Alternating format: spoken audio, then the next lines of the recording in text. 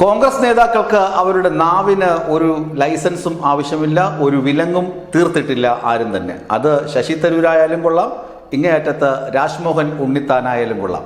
ശശി തരൂരിൻ്റെ കാര്യം ഈ ഘട്ടത്തിൽ പ്രസക്തമല്ല. ഞാൻ അവതരിപ്പിക്കാൻ പോകുന്ന വാർത്തയ്ക്ക് അത് പ്രസക്തമല്ല, അതുകൊണ്ടത് മാറ്റി നിർത്തുന്നു.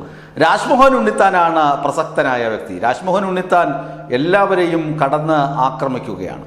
അദ്ദേഹത്തിന് ആര് എവിടെ ഇരിക്കുന്നു, ആ കസാരയ്ക്ക് എന്ത് വില കൊടുക്കണം, അങ്ങനെയാണ് അദ്ദേഹം സ്തുതിക്കുന്നതും അതുപോലെ തന്നെ കാർക്കിച്ച് തുപ്പുന്നതും. ഇപ്പോൾ അദ്ദേഹം സ്തുതിക്കുന്നത് ശ്രീ വി ഡി സതീശനെയും അതുപോലെ സണ്ണി ജോസഫിനെയുമാണ്.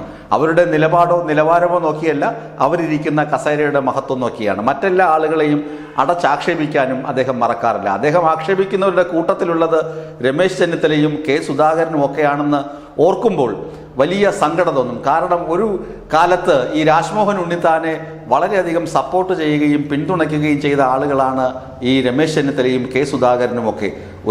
ഒരു പക്ഷേയെങ്കിൽ രാജ്മോഹൻ ഉണ്ണിത്താന് കാസർഗോഡ് സീറ്റ് തരപ്പെടുത്തി കൊടുക്കുന്നതിൽ ഐ ഗ്രൂപ്പിൻ്റെ പങ്ക് വളരെ വലുതാണ്. അതൊന്നും രാജ്മോഹൻ ഉണ്ണിത്താന് പെട്ടെന്ന് മറക്കാൻ കഴിയുകയില്ല എന്നതാണ് വാസ്തവം. ഞാൻ പറഞ്ഞു വരുന്നത്, കഴിഞ്ഞ ദിവസം തിരുവനന്തപുരത്ത് ഇന്ദിരാഭവനിൽ KPCCയുടെ രാഷ്ട്രീയ കാര്യ സമിതി യോഗം നടന്നു. പൊരിഞ്ഞ പോരാട്ടമായിരുന്നു അവിടെ. ക്യാപ്റ്റൻ ആര് മേജർ ആര് എന്ന തർക്കം ഇനി പാടില്ല എന്ന് ഇരു കൂട്ടരും വെടിനിർത്തൽ പ്രഖ്യാപിച്ചു. അതായത് ക്യാപ്റ്റനും മേജറും ആരെന്നറിയാം, ക്യാപ്റ്റൻ ശ്രീ വി ഡി സതീശനും മേജർ ശ്രീ രമേശ് ചെന്നിത്തലയുമാണ്. രണ്ടു കൂട്ടരും പരസ്പരം വെടിനിർത്തലിന് ധാരണയായി. അതൊരു ശുഭവാർത്തയാണ്.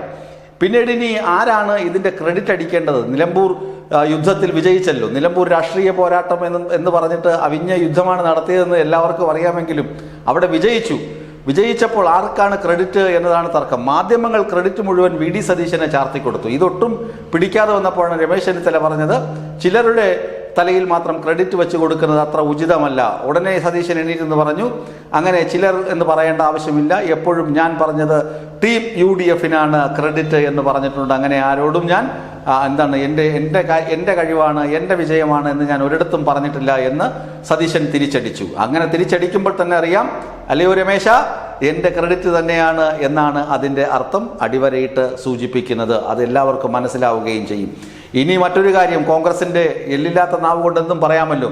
പക്ഷേ നട്ടലുള്ള ഒരു നേതാവ് ഉണ്ടായിരുന്നു KPCC ആസ്ഥാനത്ത് കുറച്ചുനാൾ മുമ്പ് വരെ. സണ്ണി ജോസഫ് എന്ന റബ്ബർ സ്റ്റാമ്പ് ഒരു കസേരയിൽ കയറി ഇരിക്കുന്നത് വരെ അവിടെ നട്ടലുള്ള ഒരു നേതാവ് ഉണ്ടായിരുന്നു. അദ്ദേഹത്തിൻ്റെ പേര് കെ സുധാകരൻ എന്നാണ്.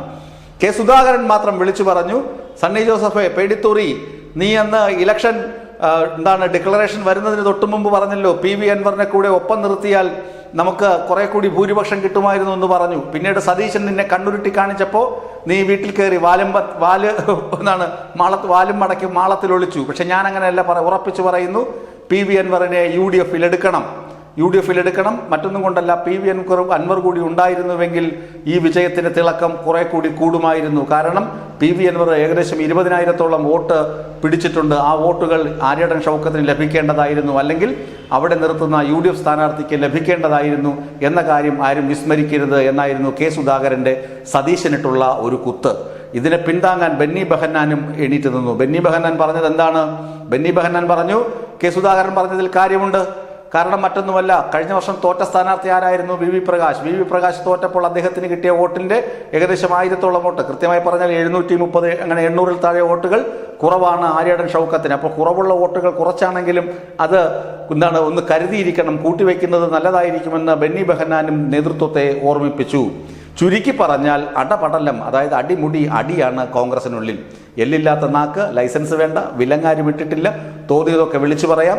ഇതാണ് കോൺഗ്രസിന്റെ ഒരു സ്കെൽട്ടൺ സ്ട്രക്ചർ.